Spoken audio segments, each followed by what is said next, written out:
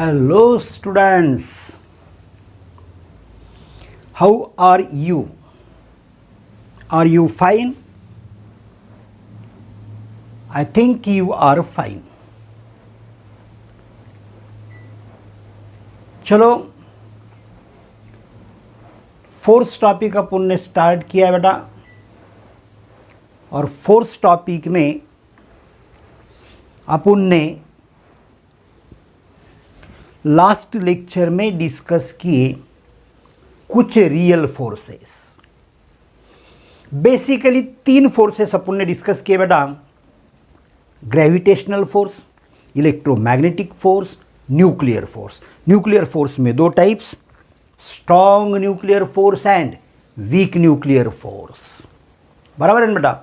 और इनके कैरेक्टरिस्टिक्स भी अपन ने स्टडी किए हैं।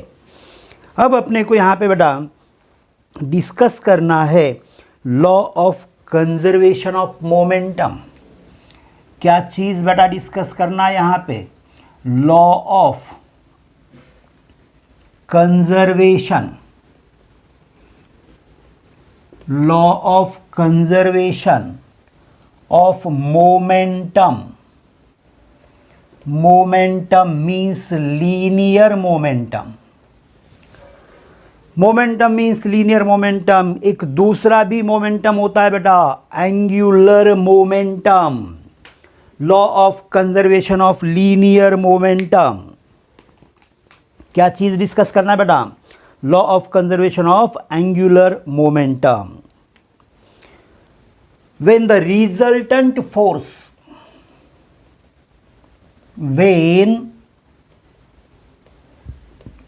the resultant force, क्या रिजल्टेंट फोर्स का मतलब आप समझते बेटा? रिजल्टेंट फोर्स यानी एखादे बॉडी पे एक्ट होने वाले या एखादे सिस्टम पे, या एक से ज़्यादा बॉडीज़ है उसे अपन सिस्टम बोलते हैं, उन पे एक्ट होने वाले टोटल फोर्सेस का वेक्टर सम। इसे क्या बोलना? Resultant force.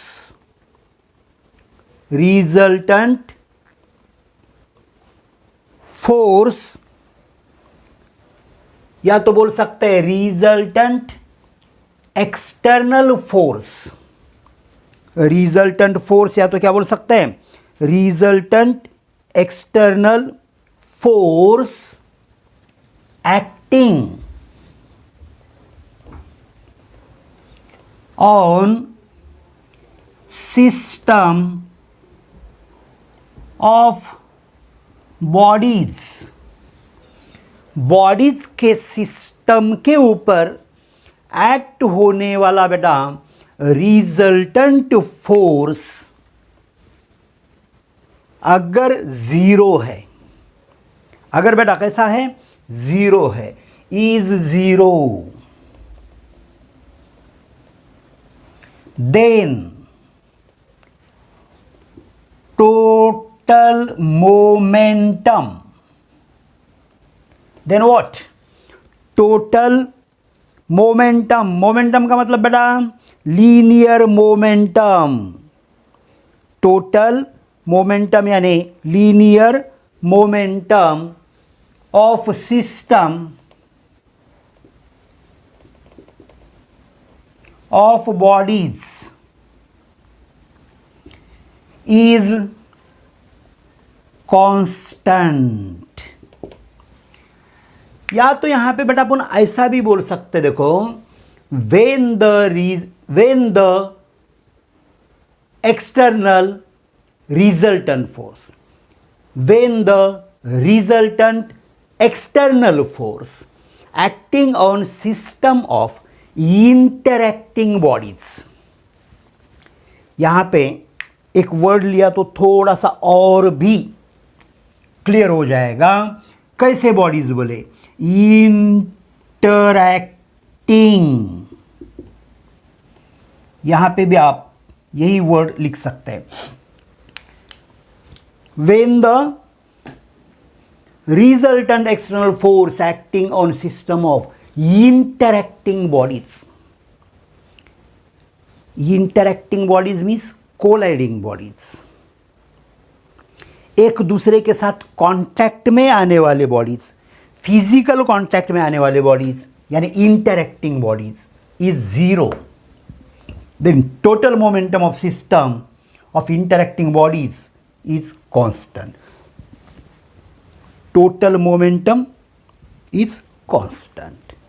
अब अपन यहाँ पे ये law of conservation of momentum के बारे में थोड़ा सा डीप में डिस्कशन करेंगे, इंपॉर्टेंट पॉइंट्स के बारे में, ठीक है ना बेटा। Now suppose we have two spheres, we have how many spheres बेटा, वी हैव टू स्फीयर्स। अपने पास समझो कि ऐसे दो अलग अलग मास वाले स्फीयर्स हैं। We have two different spheres, sphere A, sphere B. We have in this diagram three different cases, ये डायग्राम में तीन अलग अलग केसेस अपन डिस्कस कर रहे हैं, ठीक है ना। बॉडीज दो ही है, स्फीयर्स दो ही है, A and B. We have two spheres A and B, A और बी ऐसे दो स्फीयर्स है अपने पास। Their masses are different, their masses are different and suppose these spheres are in motion without rotation, they are in motion along the same straight line with different initial velocities। बेटा इसका मास है समझो m1, इसका मास है समझो m2, m1 is suppose less than m2। इसका initial velocity बेटा u1, इसका इनिशियल वेलोसिटी है बेटा u2। And suppose velocity u1 is greater than the initial velocity of second sphere, that is sphere B. Sphere B के initial velocity u2 से sphere ए का initial velocity u1 समझो बेटा greater है। ये दोनों स्फीयर है और ये रोटेट नहीं होते हैं, ये रोटेट नहीं होते हैं, ये स्लाइडिंग करते हुए समझ पा रहे ना आप। स्लाइड ये ऐसे रोटेट होके जा रहे नहीं है, ये ऐसे जा रहे सीधा स्लाइड करते हुए along the same straight line. इनके मासेस अलग अलग है, इनके इनिशियल वेलोसिटीज अलग अलग है। पहले बॉडी का यानी बॉडी ए का इनिशियल वेलोसिटी बॉडी बी के इनिशियल वेलोसिटी से ग्रेटर है, ठीक है ना बेटा। नाउ अब देखो पीछे वाला बॉडी है ए, ये जा रहे ऐसे राइट साइड, सामने वाला बॉडी है बी, तो ए बॉडी का वेलोसिटी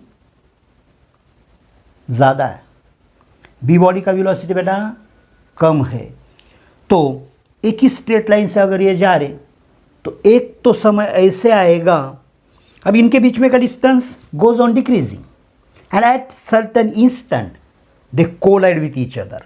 एक समय ऐसे आएगा ए और बी के बीच में की दूरी कम होते जा रही, एक समय ऐसे आएगा कि ए बॉडी बी बॉडी के साथ कोलाइड होगा, धड़केगा, इसका मतलब एक्सीडेंट होगा, इसका मतलब ए बॉडी बी पे, बी बॉडी ए पे फोर्स लगाएगा for very very small time interval, है ना बेटा। देखो अब ये एक दूसरे के साथ कोलाइड हो गए, तो ए बॉडी बी पे फोर्स लगाएगा in forward direction, B body A पे फोर्स लगाएगा इन बैकवर्ड डायरेक्शन, ठीक है ना। बॉडी ए पे बी ने लगाया हुआ फोर्स और बॉडी बी पे ए ने लगाया हुआ force, both are equal in magnitude but opposite in direction according to Newton's third law. न्यूटन के थर्ड लॉ के अनुसार एक्शन, समझो ए ने लगाए हुए फोर्स को एक्शन बोलोगे, बी ने लगाए हुए फोर्स को रिएक्शन बोलोगे, या बी ने लगाए हुए फोर्स को एक्शन बोलोगे, ए ने लगाए हुए फोर्स को रिएक्शन फोर्स बोलोगे. Action and reaction are equal and opposite. तो ये कंडीशन मिलेगा. For very very small time interval interaction between the two bodies take place. Means for small time interval there is contact between body A and body B. तो अब क्या होगा, ये bodies collision के बाद सेपरेट हो गए. सेपरेट होने के बाद दे travel along again same straight line. But now their velocities are different. Final velocity of body B is V2 and body A is V1. And in this case now, suppose V2 is greater than V1. अब V2 V1 से greater रहेगा, greater है, ठीक है ना, क्योंकि ए ने B के ऊपर फोर्स लगाया इन फॉरवर्ड डायरेक्शन और बी ने ए के ऊपर फोर्स लगाया इन बैकवर्ड डायरेक्शन. तो ए का वेलोसिटी कम हो जाएगा, बी का वेलोसिटी बढ़ेगा, ठीक है ना, फाइनल वेलोसिटी. ठीक है, देखो बेटा, अपने को ये law of conservation of momentum prove करना है. तो बिफोर कोलिजन क्या हुआ, बिफोर कोलिजन, कोलिजन होने से पहले, कोलिजन होने से पहले टोटल मोमेंटम, इसे अपन P1 बोलेंगे बेटा, और क्या फार्मूला है, मास इनटू वेलोसिटी. कोलिजन के पहले मास तो कांस्टेंट, कोलिजन के बाद भी मास कांस्टेंट, मास पे कोई इफेक्ट नहीं होगा. कोलिजन के पहले ए का वेलोसिटी u1, बी का वेलोसिटी u2. तो ए का मोमेंटम m1 u1, बी का momentum m2 u2. So total momentum before collision is m1 u1 plus m2 u2 before collision. ठीक है ना, कोलिजन होने से पहले का ये है टोटल मोमेंटम. कोलिजन होने से पहले का. आफ्टर कोलिजन, कोलिजन के बाद का टोटल मोमेंटम बेटा m1 v1 plus m2 v2.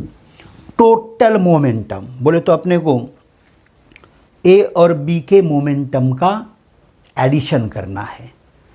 Momentum का मतलब बेटा लीनियर मोमेंटम.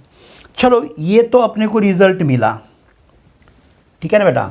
अभी इसे अपन यहाँ पे लेते हैं.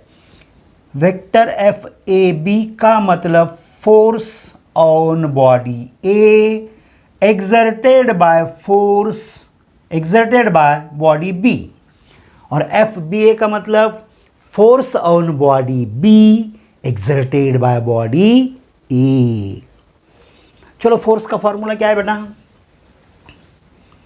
यम है ना, mass into acceleration, mass into acceleration. और एक्सेलरेशन का formula v minus u by t. तो फोर्स ऑन बॉडी ए, तो ए का mass, acceleration v minus u upon t, यानी v1 minus u1 upon t is equals to अब B body पे force act हो रहा, minus उसका mass B का m2, final velocity v2, initial velocity u2 divided by t। चलो t t get cancel, m1,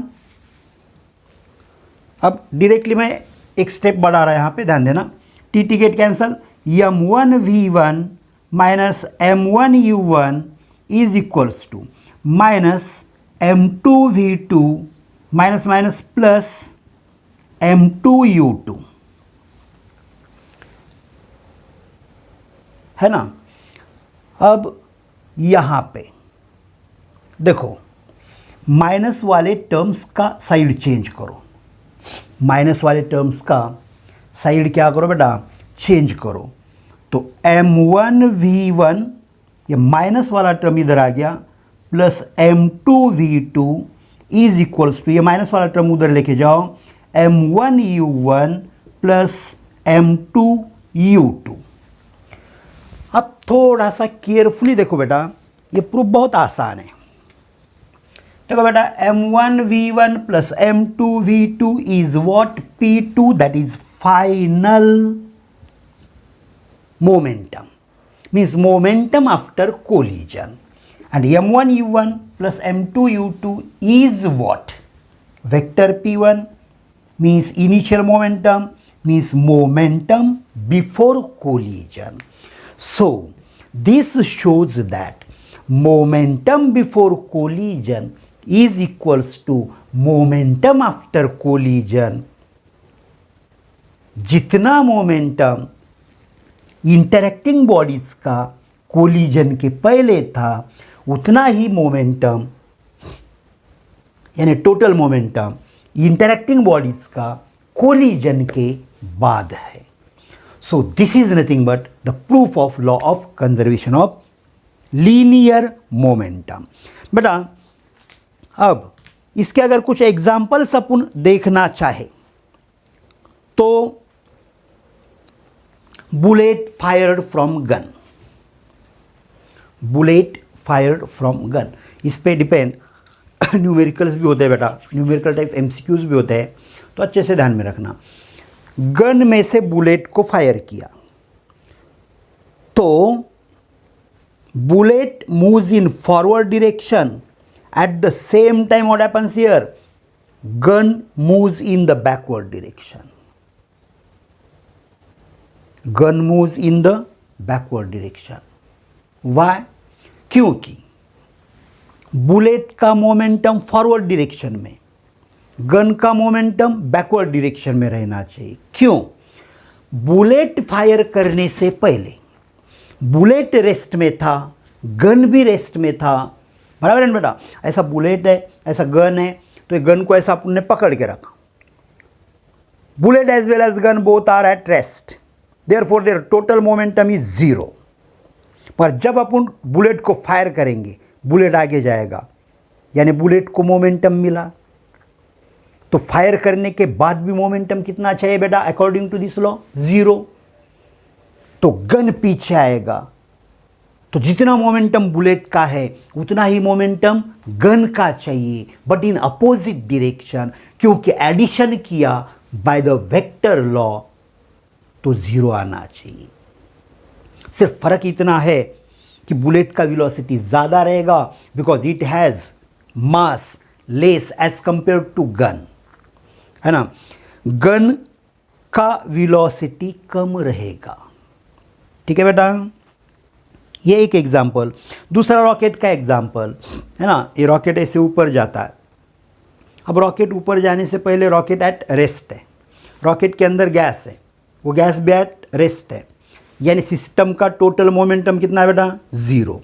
तो फिर यहाँ से गैस नीचे छोड़ा जाएगा, गैस अगर नीचे छोड़ा तो गैस का मोमेंटम नीचे की तरफ, तो गैस को मोमेंटम आया, यानी अब मोमेंटम जीरो नहीं है, जीरो बनना चाहिए। तो जीरो बनने के लिए रॉकेट किधर जाएगा, ऊपर, है ना, बैकवर्ड फॉरवर्ड डायरेक्शन। तो ऐसे कुछ एग्जाम्पल्स है law of conservation of momentum के। अगर या तो कभी आप बोट में बैठे होंगे तो किनारे पे बोट आने के बाद जब अपन बोट में से उतरते, तो जैसे अपन बोट में से उतरते तो अपन समझो लेफ्ट साइड उतर रहे तो बोट राइट साइड जाएगा, क्योंकि उतरने से पहले बोट और अपना टोटल मोमेंटम था 0। अब अपन लेफ्ट साइड उतर रहे तो अपना मोमेंटम लेफ्ट की तरफ आ गया, तो बोट का मोमेंटम राइट की तरफ रहना चाहिए, ताकि बाद में का भी मोमेंटम 0 बनना चाहिए।